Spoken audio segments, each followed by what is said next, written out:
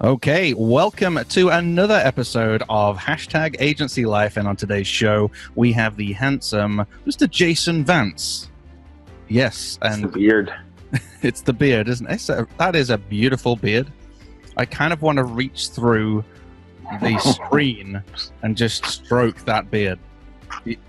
Actually, before we kick off, did you get to the point when you started growing it where you just couldn't stop itching it for a while? I never went through that. Really? Okay. Yeah. Okay, well, this is an entirely different episode where we will unpack beard life, but for now, we should probably focus on agency life. That was completely my fault. So let's go straight into the about round. And the first question is, tell us the name of your agency, your business, and what it is that you do. Yeah, the name is Red Mill Creative. We're a digital agency specializing mainly in website development, but more recently been getting into a lot of social media marketing and some video as well. Awesome. Now then, if we could all sing happy birthday on a specific day of the year, what is the day of your agency's birthday?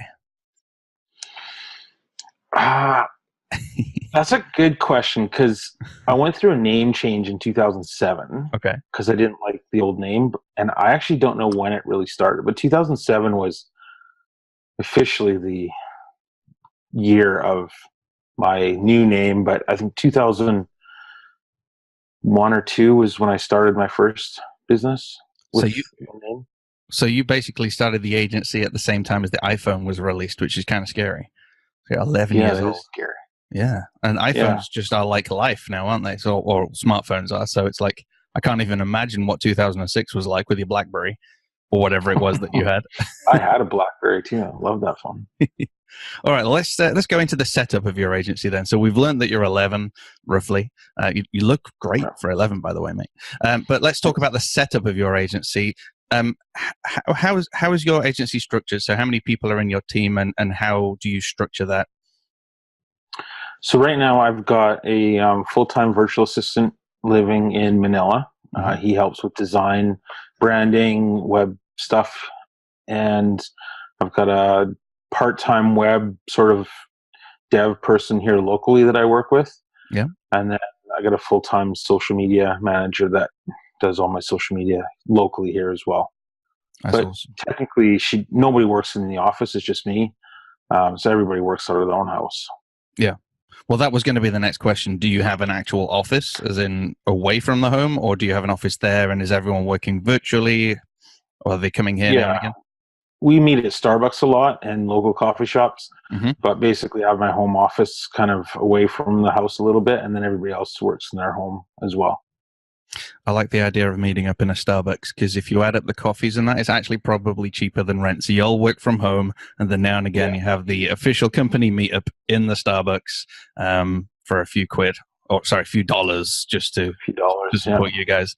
All right, well, let's talk about your team culture. Obviously, you meet for coffee, which is great, but could you just give a description of your team culture, or the culture that you want to foster with your agency?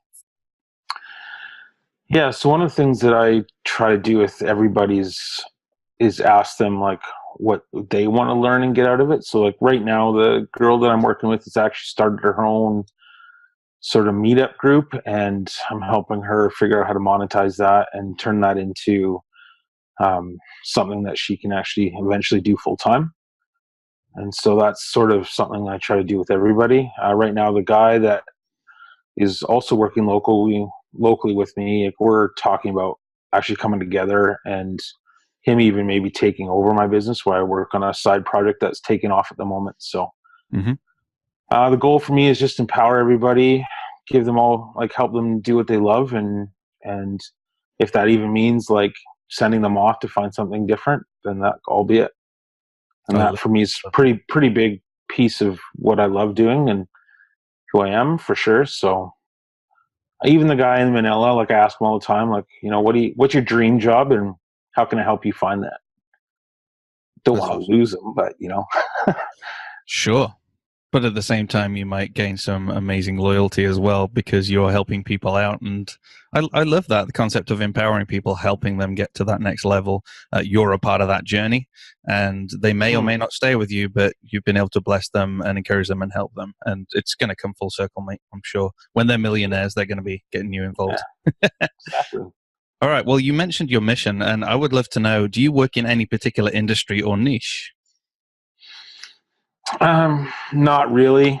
I think, yeah, I tried. I was thinking about that, and really, it's like I like people who love what they do, Mm-hmm. and I find that when that's the case, like it's way easier to work with them because then we can kind of get the passions going and dreaming a little bit. But I mean, I do work a lot in the real estate development industry. Like over half my clients are working there. I do some tourism stuff.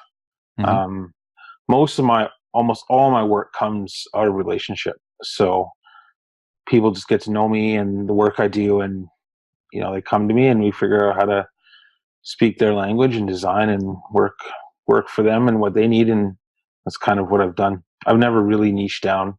Thought Yeah. about it, but No worries. never went anywhere. If you could imagine then a problem that you solve, can you think of the main problem that you solve for your clients, how you might verbalize that? That's a good question. um, well, I think of like for a lot of my developer clients, because they've got these huge budgets, I often am actually the second guy to the job. Like they'll get these big agencies and then I come along, I fix a lot of the problems. Yeah. So I have one developer client, they're $1 billion company. They'll go out and do, like, they'll hire some big agency to do all their stuff, and then year or two later they always get me to redesign. So I've redesigned and designed every single one of their development sites over the past like 6-7 years, some of them a couple times now. And yeah, so like I'm not the cheapest by any ways, but it seems like I get a lot of that middle of the road work, and yeah, just a lot of trust, and people seem to trust me. I still have my first hosting client from 2001. He just hasn't gone anywhere. Amazing. Well, I was going to call you the fixer, but I don't know if that means something different in the USA, but I understand what you mean with regards to you will inherit jobs from other agencies that maybe haven't done a great job, and then you can do it the right way for them. So I like that. I like that a lot. Yeah. Now, I think you've already alluded to this. You kind of gave the game away a little bit earlier, but one of the questions we ask in the marketing round is, how do you generate leads? Yeah, I'm almost 100% referral. There was a time when we did some marketing and we did like quite a bit of live video, and we got a lot of just little jobs, but other than that, everything's 100% referral. Like I haven't even finished my website since I started, so yeah, it's a little more than a landing page right now. But for like last 8 years, 9 years, it was just like, we're here to serve you. How can I help? Kind of thing. I love that. Yeah, it's all referral. You'll find it's quite common as well, including us. We didn't actually have a web presence for nearly a year because there was just no time. We were helping everyone else, and it was always like you, through referral, a lot through the networking that we were doing and from existing clients. Okay, how do you, Jason, measure success? That's a good question. I actually wrote that down on a piece of paper earlier today, rethinking that. For me, like, I think at the end of my life, and looking back, the biggest thing I could ever accomplish is the family that I've made, and for me, family success. And then second to that would be really helping people figure out their purpose, and then help empower them along the way. So, and right now that means like helping their branding, helping get their website out, helping get a message out. For me, I love that, and I want to be able to help as many people do that as possible. So time with the family and helping people achieve their dreams. That sounds again like your mission, but also how you would measure success. If you can see someone succeed, that for you is an element of success. Or if you have time with the family, for you, you're like, yes. So for example, Kyle Van Dusen mentioned that sometimes he will have 2 hours with his kid at lunchtime, with his kids at lunchtime. And that was phenomenal. And for me, that would be yes, absolutely, I've succeeded today. This was a good day. Maybe I built a website in the morning or part of a site, but I got 2 hours with the kids. That was freaking awesome. Yeah. Okay, let's go for a confession, because there's only me and you and just a few thousand listeners around the world. So what is the biggest problem that you have? Right now, it's organization. And I'm actually slowly been working on that, but just kind of knowing what to prioritize and when.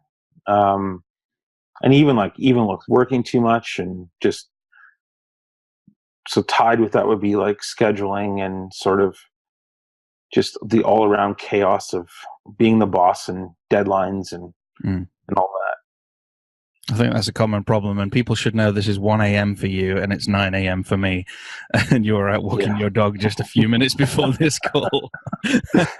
So he's really living the organization. I do like working late. Yeah. So I put the kids to bed, and then my wife and I sit out on the couch outside and chat for a bit, and then I go to work for 3-4 hours, and then I sleep in though, and then I get enough sleep.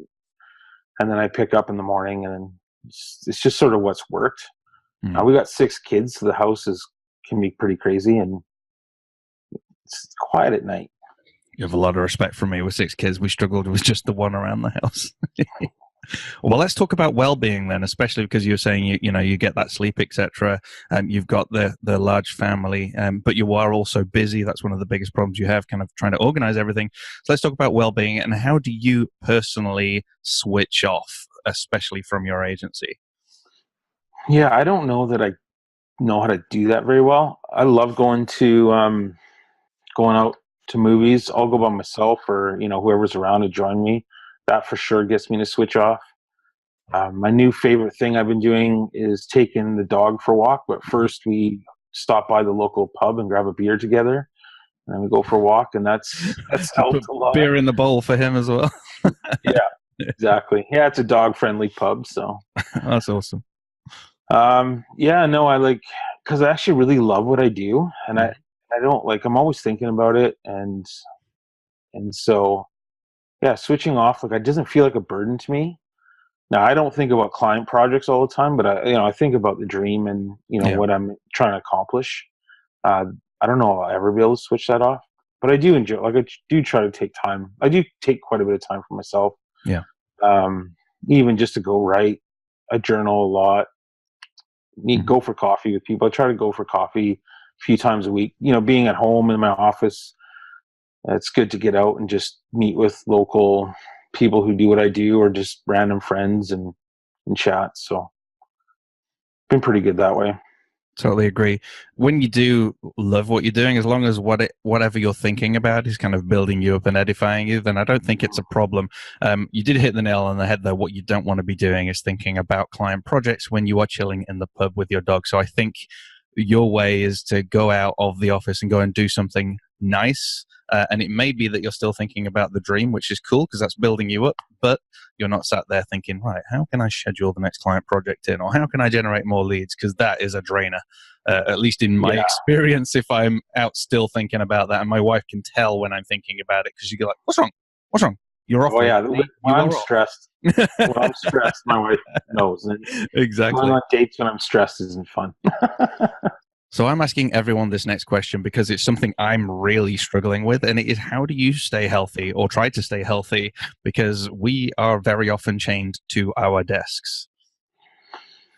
I'm the wrong person to ask for that. Well, you do the dog walking. That's the first positive step. Well, we just got the dog, and it's actually been really good just getting me out going.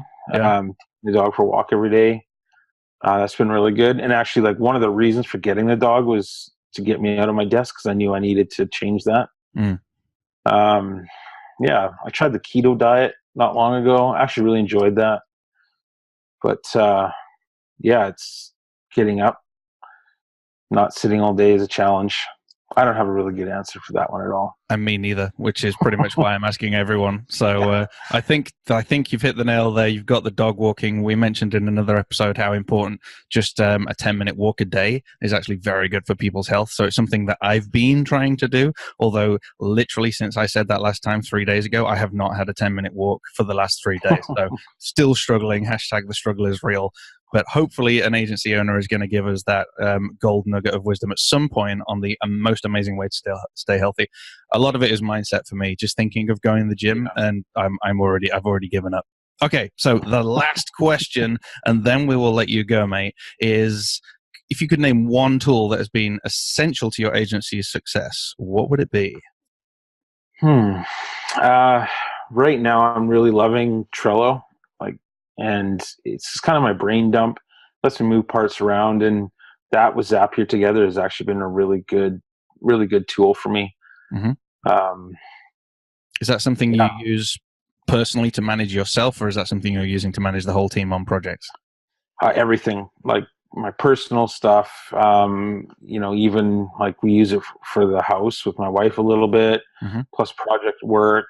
We've got roadmaps, content. Calendars. I've started using it just recently for client communication stuff instead of like Google Docs or that, and it seems to be working a lot better. Awesome. Yeah, so I really like it. Well, we'll put a link, folks, to Trello in the show notes. That's Trello to check out. And I know I've used it in the past. We've used it especially for the visualizations of things like roadmaps. We've kind of tended to stick with Asana, though, for like just regular tasks that we're doing. But yeah, that's Trello.com. So, Jason, thank you very much for being a part of Hashtag Agency Life. Yeah. It's always an eye-opener learning how other people are operating. What is the best way of people getting a hold of you? And then we will say goodbye. Yeah, you can just follow me on Twitter at Jason Vance, or find me on Facebook, jason.im, I think. Awesome. Or Red Mill Creative is my agency website.com. Jason, thanks for your time, and have a wonderful evening. For having me on. You too. Cheers. Bye.